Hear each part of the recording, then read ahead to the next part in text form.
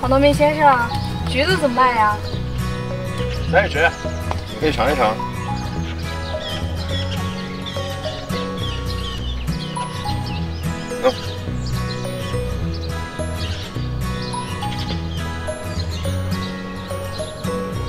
好吃吗？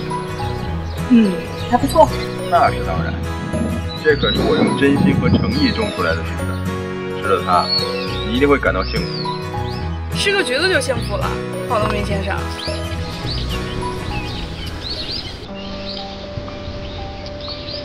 我要走了，照顾好自己。OK。哎。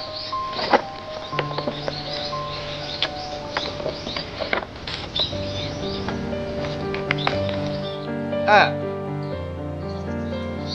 真的不需要我送你啊？我叫的车子已经在门口等我了。